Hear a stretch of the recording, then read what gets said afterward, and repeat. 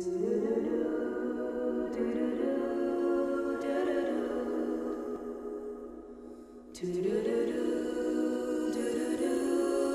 le cadre du fameux processus d'élaboration du SDAJ, nous avons voulu commencer par réaliser une séance de débat entre élus, un séminaire, comme nous l'avons appelé, entre élus, et c'est ce que nous faisons aujourd'hui. Cette grande réunion, elle, sera véritablement, on peut dire, le temps fort de l'élaboration du nouveau SDAJ.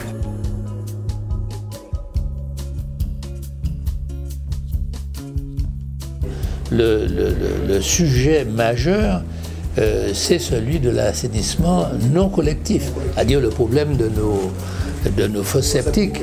Hein. Alors vous savez que 95% d'entre elles ne sont pas conformes aux normes officielles. Alors le débat, ça a été est-ce qu'il n'y aurait pas à adapter ces normes, hein. Il y a des idées sur une adaptation au milieu local qui peut-être permettrait d'alléger le coût. D'une manière générale, ce qui est surtout remonté des débats, c'est que le coût de la mise aux normes est un coût que peu de ménages peuvent supporter parce qu'il est élevé. Il n'y a pas d'aide suffisante, je veux dire, pour faire face à cette dépense. Et en plus, il n'y a pas de mesure de coercition. La seule mesure de coercition pour mettre aux normes sa fosse septique, c'est tout simplement au moment de la vente de votre propriété. Quand vous vendez, vous êtes obligé de mettre en conformité l'acheteur. Mais si vous restez chez vous, eh bien, bon, il y a une réglementation, mais qui aujourd'hui n'est pas strictement appliquée dans la mesure où on sait très bien que les gens n'ont pas les moyens financiers, n'est-ce pas, pour faire face au coût de la mise en conformité. C'est pour cette raison qu'il faudrait, de mon point de vue, mettre en place un dispositif d'aide aux particuliers pour assurer la mise en conformité de leur fosse septique.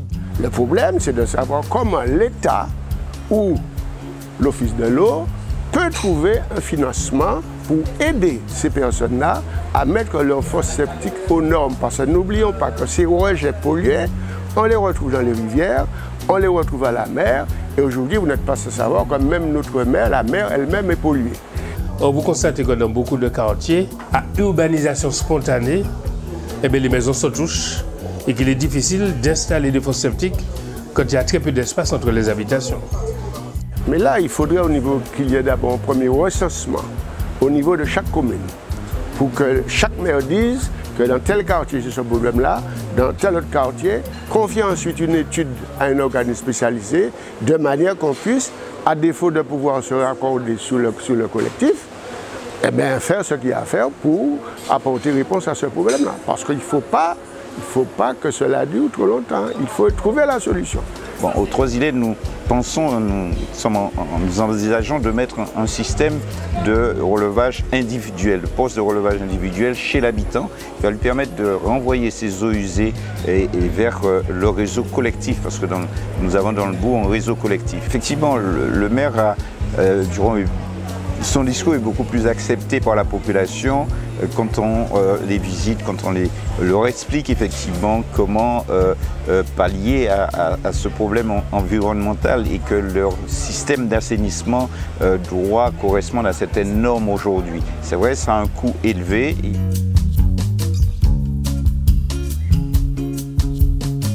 Il faut commencer par le commencement, préserver notre ressource, autrement dit faire des économies, autrement dit réparer d'abord les réseaux pour pouvoir utiliser au maximum les volumes d'eau dont nous disposons dans notre pays. Pour l'instant, ça fait 10 ans qu'on en parle, mais on ne fait rien. Donc je pense qu'il faut faire par étapes. Et j'ai proposé qu'il y ait une gestion unique de l'eau sur la captation et la production, et que les EPCI, pour l'instant, restent encore en responsabilité en termes de distribution. Et vous savez que dans le SDAJ actuel, c'était déjà une préconisation de travailler à la mise en place d'une gestion unique, d'une autorité unique de l'eau. À vrai dire, la mise en œuvre, elle est au point mort pour l'instant. Pourquoi? Parce qu'il y a un débat qui a été repris là tout à l'heure sur le point de savoir s'il faut y aller par étapes, et notamment en deux étapes aussi. Voilà. Eh bien, alors, il y a ceux qui disent que si on veut vraiment réformer les choses et aboutir à non seulement un prix unique, mais un prix qui soit évidemment moins élevé que le prix moyen actuel, il faut une gestion unique globale, c'est-à-dire gestion unique aussi bien de la captation et la production d'eau potable que la distribution d'eau potable. Si nous n'arrivons pas à consommer l'argent qui est à notre disposition, cela veut dire que nous n'avons pas été capables de monter en temps et en heure les projets nécessaires en matière d'investissement. Donc mettons au travail, c'est tout ce que j'ai envie de dire à mes collègues. Les Martiniquais souhaitent un engagement plus fort de leurs élus. Donc l'accès à l'eau passe par une politique sociale de l'eau pour les gens, bien évidemment, dont les revenus ne leur permettent pas d'accéder à cette eau. La loi le prévoit.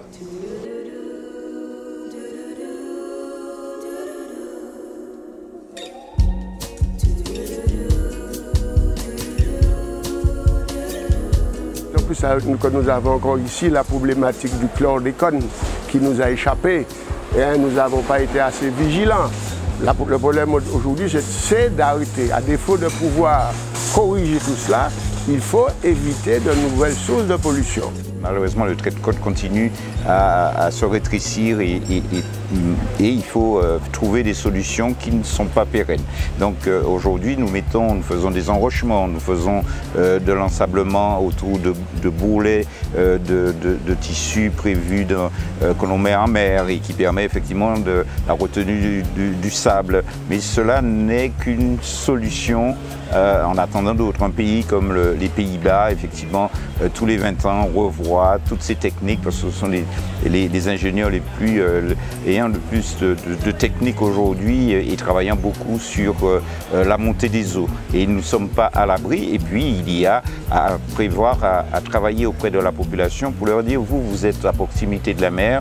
Et bien dans le document d'urbanisme, nous allons prévoir effectivement que vous puissiez plus y habiter dans cette zone parce que d'ici 20, 30, 40, 50 ans, il faut vous prévenir que vous serez quasiment que ces maisons ne pourront plus être là. Donc il faut trouver d'autres solutions pour vous qui y êtes aujourd'hui, vous y resterez, mais les populations à venir, malheureusement, ne pourront pas s'y retrouver. Voilà ce que nous prévoyons dans le document d'urbanisme.